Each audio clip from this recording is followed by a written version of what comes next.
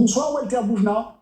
Vous êtes assistant de direction à Charenton-le-Pont. Je précise que vous avez toujours voté à droite, mais que pour la dernière présidentielle, vous vous êtes un peu radicalisé car vous avez voté Zemmour au premier tour, puis Le Pen au deuxième. C'est clair, il faut savoir qui parle.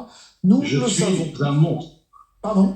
Donc, je viens d'écouter 8 minutes de déni, 8 minutes de hors-sol, 8 minutes de déconnexion totale avec un monsieur qui est obligé, bien sûr, d'alimenter sa clientèle et de défendre, bien sûr, le droit du sol, les étrangers, les binationaux et tout qui faut. Le droit du sol, je ferai remarquer que c'est notre constitution, monsieur. La constitution, mon cher monsieur, n'est pas intangible. Elle est là pour servir le pays et le peuple qui peuple le pays. Ça veut dire que en fonction des événements et de l'évolution de la situation à tous les niveaux, on doit pouvoir la modifier pour s'adapter à la situation. Vous avez raison, Vichy l'a modifié. Donc ça veut dire que j'ai entendu 8 minutes de déni, le déni habituel, où il n'y a aucun lien entre l'insécurité, l'ensauvagement, 80% de musulmans dans nos prisons, dont 25% d'étrangers. L'explosion, oui, vous pouvez hocher la tête, ce sont des chiffres et... Non, c'est vos chiffres de militants d'extrême droite, monsieur. Non. Vous savez d'où je le prends, ce chiffre? Du recteur de la mosquée de Paris. Oui, vous avez mieux comme référence? Allez. Oui, mais vous n'avez pas mieux, monsieur. Donc en fait, ce parti anti-France, qui s'appelle pourtant la France Insoumise, est complètement soumise à ses clients. Et je vais aller plus loin. Ce parti est un parti anti-France qui regroupe absolument toutes les minorités sociétales, ethniques, sexuelles, religieuses, mis à part les juifs, bien sûr, puisque nous avons appris que le Hamas n'était pas un mouvement terroriste. Vous avez, monsieur, pris toutes les positions les plus radicales. Vous parlez d'extrême droite, mais il faudra inventer un mot pour vous, c'est l'ultra-gauche. Vous avez pris toutes les positions qui sont complètement déconnectées de la majorité des Français. Vous êtes élu de la République française, monsieur, et pas de la République mondiale, africaine ou islamique.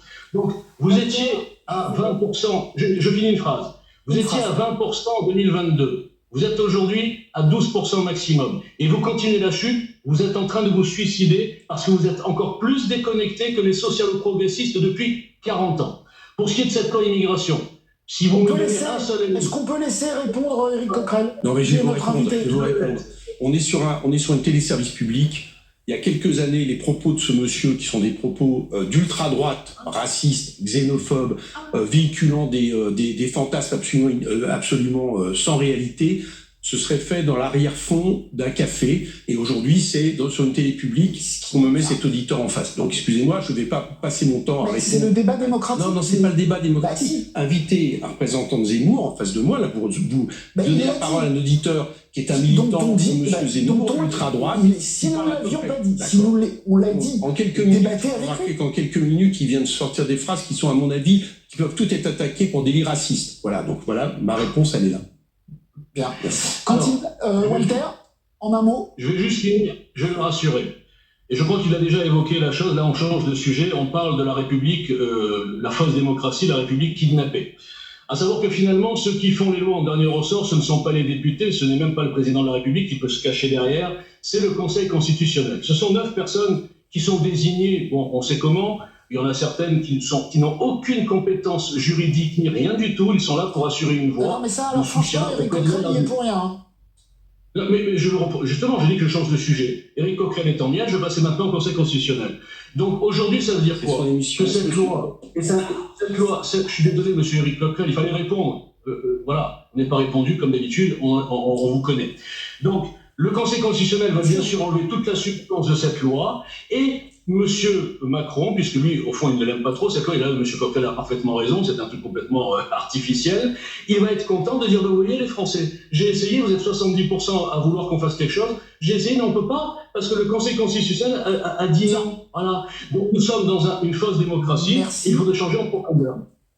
Merci. Sur, de fait, ça c'est des choses sur lesquelles vous pourriez éventuellement vous retrouver, sur le fait que le gouvernement se sert du Conseil constitutionnel comme d'une arme politique. Il y a un Conseil constitutionnel. Il y a certains moments, par exemple, au moment du Conseil constitutionnel sur les réformes des retraites, on estimait qu'il y avait des choses qui étaient anticonstitutionnelles. Il a jugé l'inverse. Bon, donc moi je peux critiquer, on a le droit de critiquer les positions du Conseil constitutionnel. Éric, si tu m'entends, je te dirais comme Aimé Jacquet à Robert Pires, muscle ton jeu. Tu ne peux pas évacuer les questions, tu ne peux pas exploser en vol devant la dure réalité, qui évidemment démasque ton déni clientéliste absolument insupportable.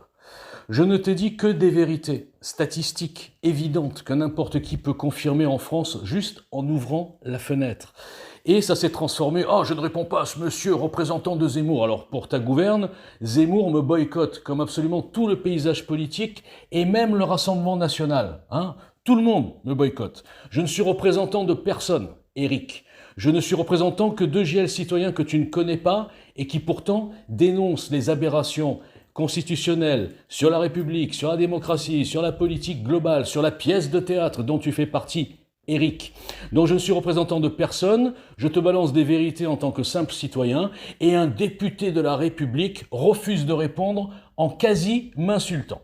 Je suis devenu ultra-droite, méga-droite, enfin un truc extraordinaire, juste parce que j'ai détaillé 3 ou 4 évidences, 3 ou 4 réalités statistiques.